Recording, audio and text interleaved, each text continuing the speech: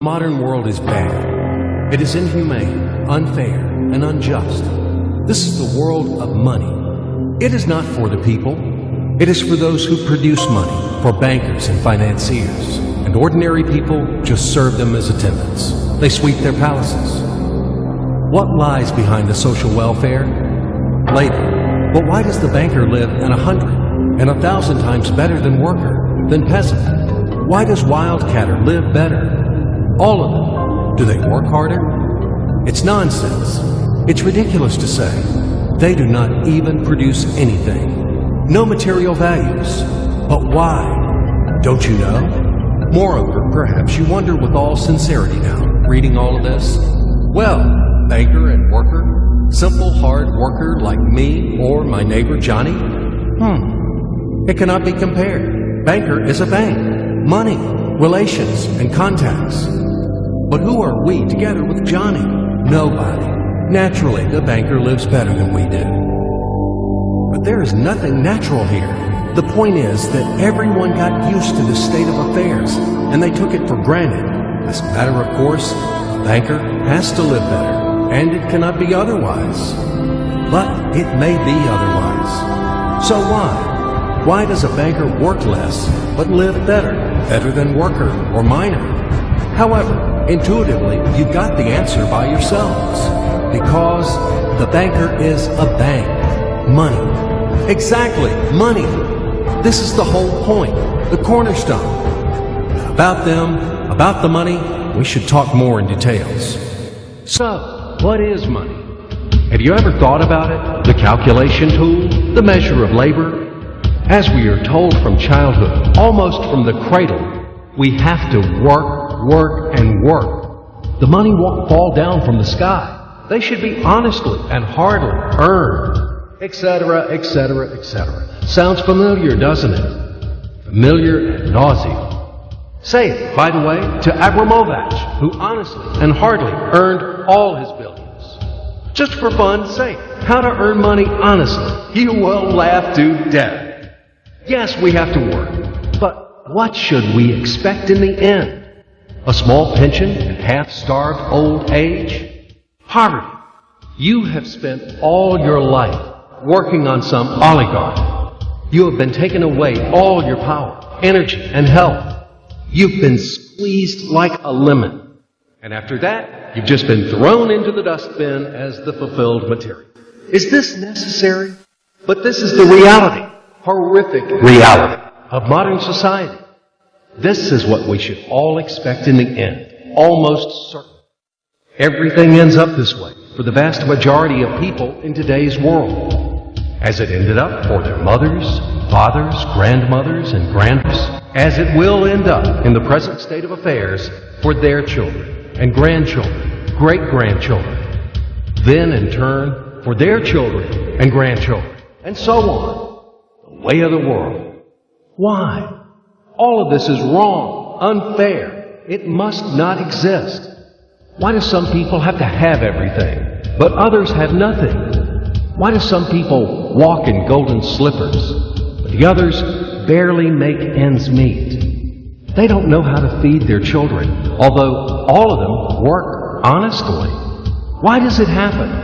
After all, we are the people, the brothers. We are equal, aren't we? Then why? Because there is a lie around us. A huge, continuous, monstrous lie. Do not believe anything that is broadcasted daily on TV by satiated and well-groomed masters of life. And people are nothing.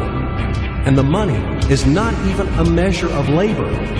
All of this is an insolent and shameless lie. Lie, lie, lie, and lie once again. It is the news which is hung on your ears. Why do they do this? Just to make it easier to manage people. So you are oligarch now, or even an ordinary worthless deputy. Are you equal with others? In what? You live in a different way, eat in a different way, and rest in a different way. In one day, he spends more than you spend in a year. His wife doesn't even get out of Kosovo. And yours? He is treated in the best Swiss lentils. And what about you? his children and yours. Have you compared? Well, where is your equality? Perhaps you are equal in rights, aren't you? Oh, I forgot about the rights. As it is written in our Constitution, isn't it? By the way, there are a lot of things written on the fence, too. Nice and intelligent things. Read in your spare time. You will be inspired by these things. And what kind of equal rights do we have with the oligarch or the banker? I'm just curious. Right to work? Well, we have such a right in our country. Nobody argues. Work hard for the benefit of... You work hard at the factory, and he, soon or quickly, as they say, to each his own. The right to elect and to be elected. Well, you can elect, of course. You're welcome. Just vote. No matter how people vote, most important, how these votes are counted. And what about to be elected? Are you going to be elected somewhere?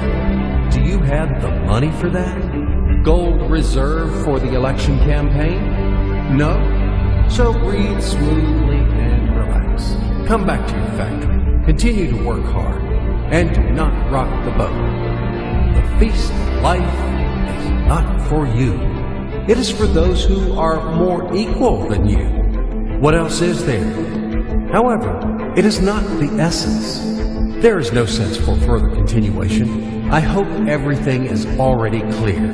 What kind of equal rights you both have and who are more equal.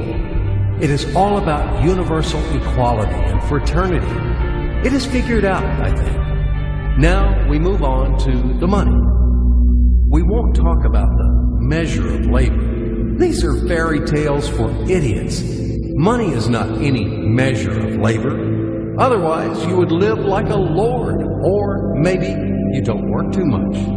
I don't know. But what is money?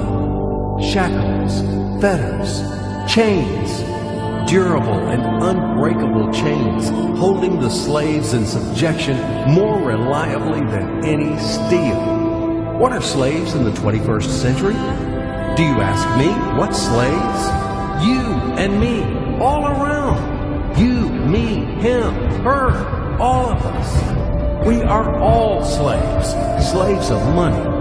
More precisely, we are slaves of those who print the money. We are slaves of our masters.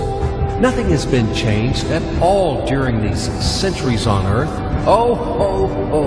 We live so far in the slave system. Only outwardly, everything has become more decent, more delicate, and more sophisticated. Our shackles are no longer heavy, rusty, and steel. They are invisible and weightless now. They don't seem to exist. You can go wherever you want. You can do whatever you want. You are free. But in fact, the shackles still exist. And damn, you are not free. Freedom is an illusion. Money, that's the point. Well, where can you go without money? It is not the Stone Age today. You cannot live in a cave. You cannot dress yourself in animal skins. And you cannot hunt for mammoth. And where are they, these damn mammoths? You need a house, clothes, food. And this is all about money, money, money. And once again, money. After all, everything around is just for the money. You cannot make a single step without them. But where do you find the money? That's right, you have to earn them. Do you hear? Clatter of chains, whistling of the whip, and shouting of overseers. Have you ever thought that it is immoral to sell yourself? That it is a kind of prostitution to sell your own strengths, brain, time? What is the difference from selling your own body? Yes, but will you object that people have to work? If everybody would stop doing their jobs, what's going to happen then?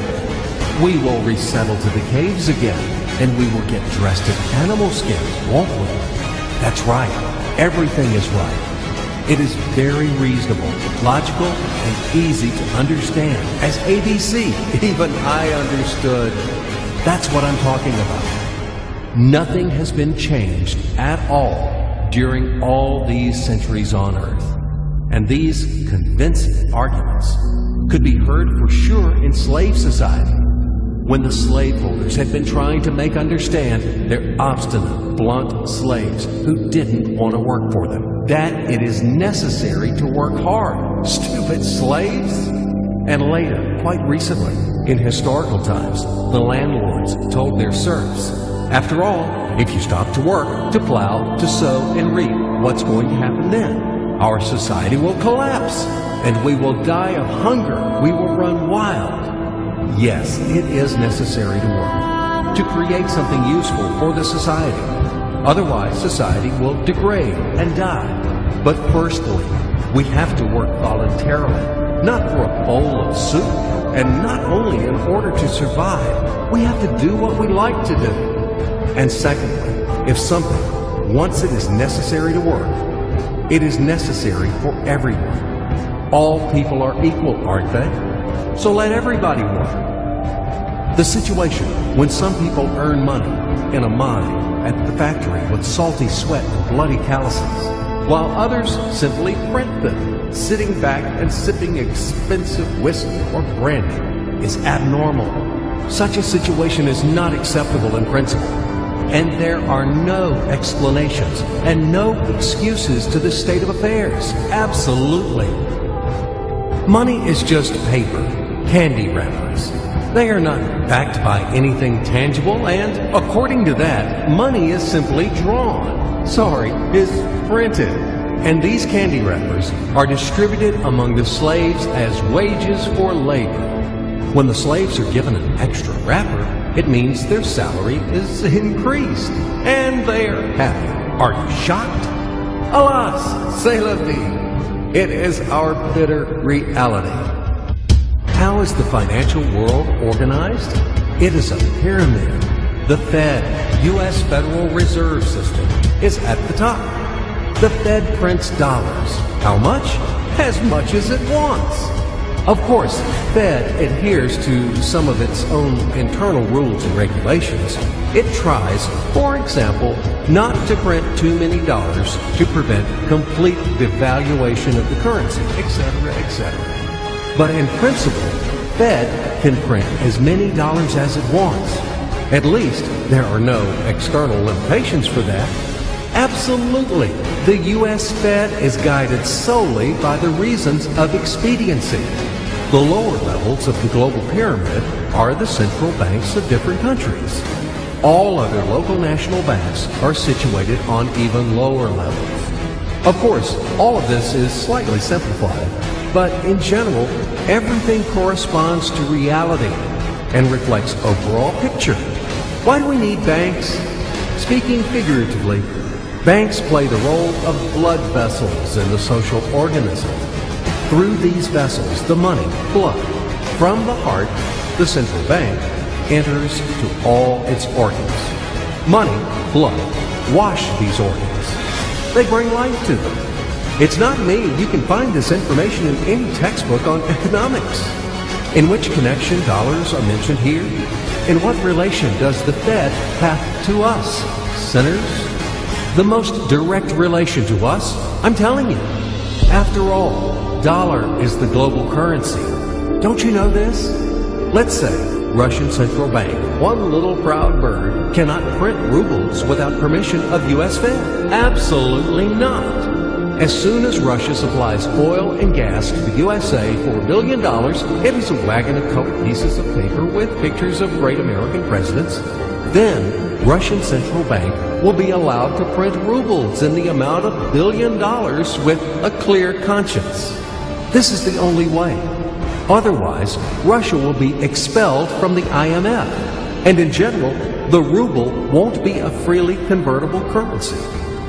But let it be. This is the topic for another conversation. Check my site later. Do not get distracted. Let's come back to the pyramid.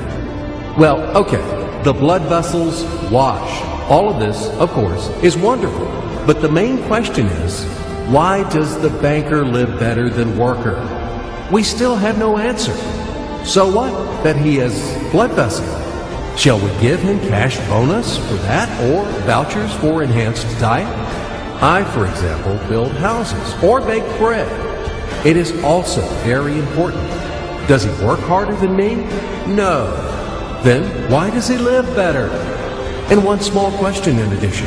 I've been working and working like a damned for public benefit from morning to night. But anyway, I can't pay off the loans.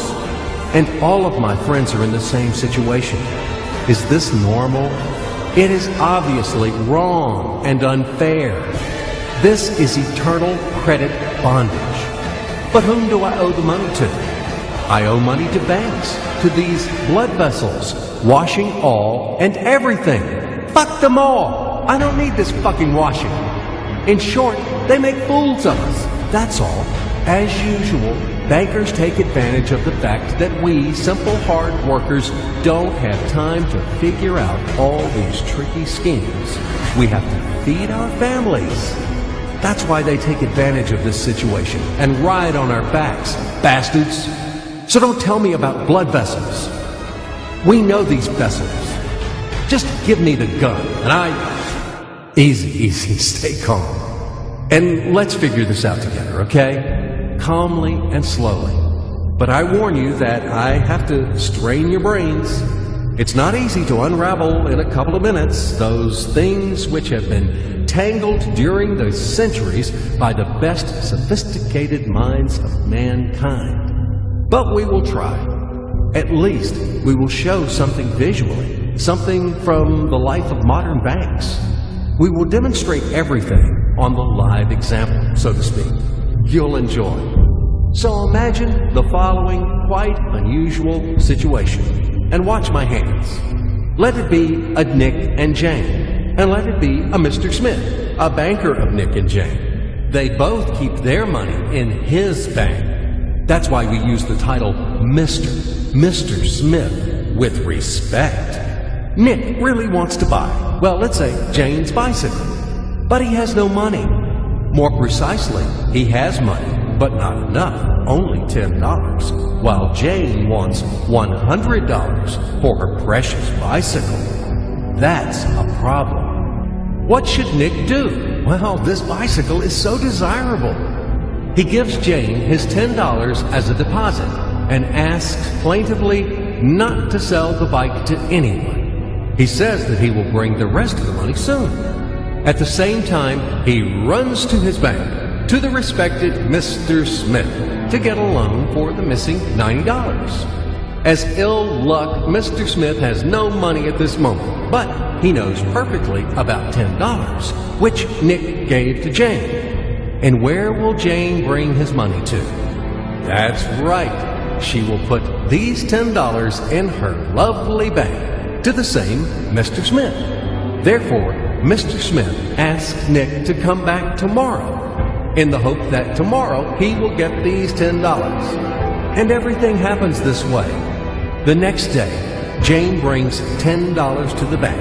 The bank provides Nick these $10 on credit. Nick immediately gives them to Jane. She again puts them in a bank. The bank again provides Nick these $10 on credit, etc. As long as Nick the fool will gather enough money for the bicycle. Don't you get confused yet? Be patient, I told you. These demons have been trying to confuse you during 1,000 years. These damn economists and financiers. But anyway, we will figure everything out. So what do we have in the end? Nick finally got the bike from Jane. Wow! But at the same time, Nick owes $90 to the bank, Mr. Smith. And the bank, in its turn, owes $100 to Jane. In other words, those $10, which existed initially, have magically turned into $200, $190 of debts plus real $10. But these $10 would also turn into $1,000, even in $1 million or $1 billion, if Nick would make a more expensive purchase. In this case, our $10 would make the increasing number of its cycles, circuits from hands to hands. That's it. So, what happens in today's world? SOS! It appears that banks also make money out of thin air and multiply them. Not only Fed can produce money, but banks either. In short, everybody can do this, except you and me. We are not in the business at this celebration of life.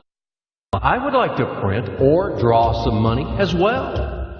In fact, these banks multiply money without any control.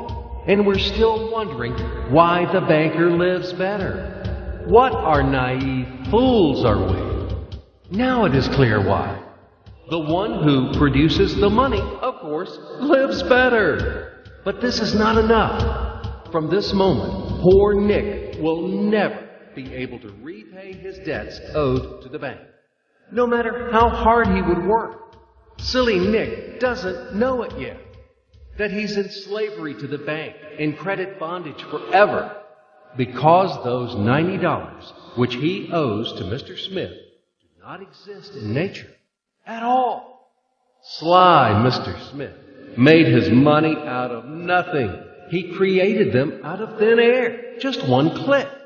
And $10 turned into $200. Yes, but you can object reasonably that the bank itself owes $100 to Jane, and it turns out that bank is in credit bondage to Jane, and it won't be able to repay its debts owed to Jane either. So where's the bank's profit? What's the trick? Ha! You ask what the trick is. The trick is in the fact that bank has a lot of such chains, thousands and millions, and they will never come for their money all at once. If one chain comes, the bank will return her the money of 10 other depositors. That's it. It means that the bank's debt is dangerous and not burdensome. In fact, bank's debt is virtual. It exists only on the paper or in the computer program. It will never be repaid in reality, only in case a panic hit happens, when frightened depositors suddenly will come for their money all at once. Or maybe, do you know any other reason why banks go bankrupt from time to time? Here's why. Because there are not enough money for all depositors. There is 90% of thin air in the bank vaults. Just a lilac fog. Thus, bank is okay. It blooms and smells. We don't need to worry about it. But our Nick has serious problems now. He has to repay all the debts owed to the bank, completely, with interest and penalties. You know this. He will be forced to take a new credit in order to repay the old one. Then again, the new loan, and again, endlessly, until his death. There is no way out of this credit running knot. It does not exist in principle. That's it. Trap slam. Now Nick is perpetual debtor of bank. He is a slave. From now on, he will work for bank until he dies. But he still won't repay his debts. After his death, his children and grandchildren will work for this bank. They all are future slaves of the bank. More precisely, they are slaves of this monstrous and cannibalistic global financial system, which spawned this ruthless and inhumane mechanism which must be destroyed finally. Financial apocalypse. It can break our financial chains and can save all of us. It can finally release us from centuries of slavery. All the old will be burned completely in purifying flame of apocalypse, and the new will be established. The Federal Reserve will be burned, and the wind of change will dispel the ashes of this damned insatiable octopus spider enmeshed the whole world with its sticky financial nets. Banks in their current form will be razed to the ground. They do not wash anything. Do not believe this bullshit. They bring death to all living things. They suck our blood. Banks are parasites on the healthy body of the society. Mites inflated from our blood. They are voracious and insatiable leeches, clung tightly to us. What do they actually do useful? Do they give loans at their extortionate interest? Actually, why do banks charge you interest on loans? Have you ever thought about it? Usury has always been condemned and despised at all times and among all nations. And now it is the norm. An entrepreneur gets a bank loan. For what do they charge interest on it? He wants to create something useful for the society, for the whole society, including the bankers. He has to be encouraged and given privileges for that, instead of stripping off 3 skins from him. But today's banks were created not for that. The interest of the society is important for them. Banks take care only about their own financial profits and benefits. They don't care about the people. Today's banks are faithful servants of the Federal Reserve. They are greedy and avid bloodsuckers, small ghouls in the service of a giant and evil monster. Modern Earl Dracula, who plunged the whole world into financial bondage, and it sucks and sucks our blood. And it will continue to suck the blood of our children and our grandchildren if we don't stop and destroy it. Hammer an aspen stake to all the banks. And do not forget the silver bullets. Apocalypse. Only financial apocalypse. We have no other choices. We are not slaves. We are the people. And we choose freedom.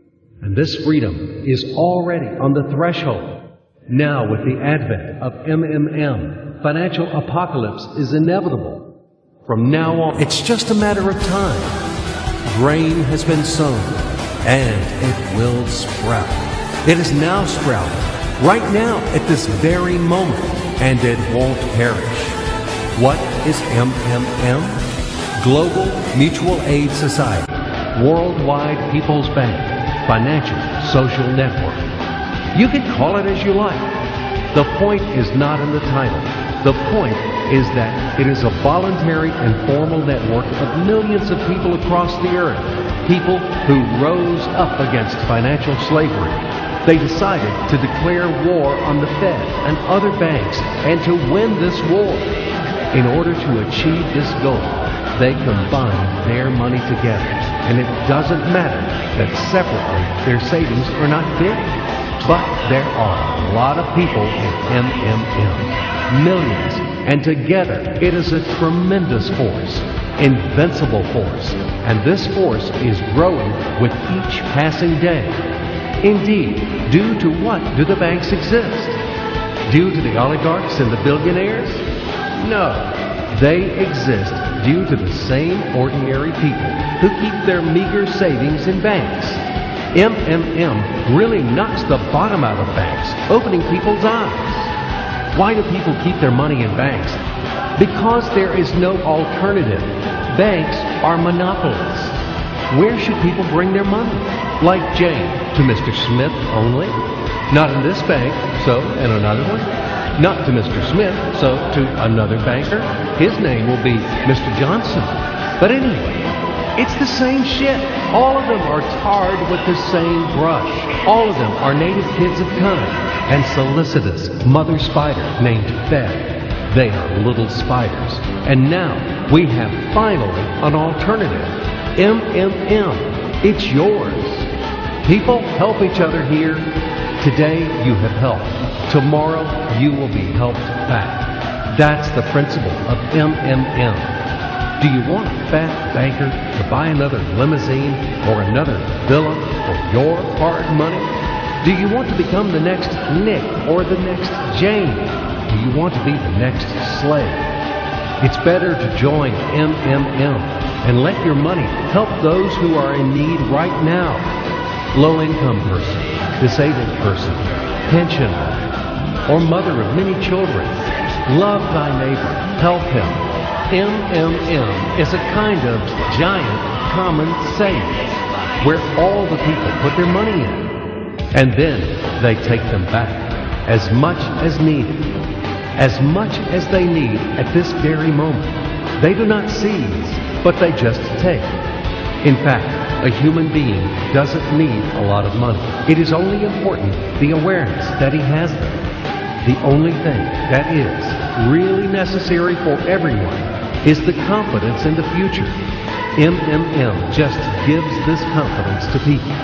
It gives the feeling of complicity, that you are not alone. You will always be helped in tough times.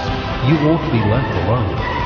MMM is the unit of a new society, a brighter and cleaner society.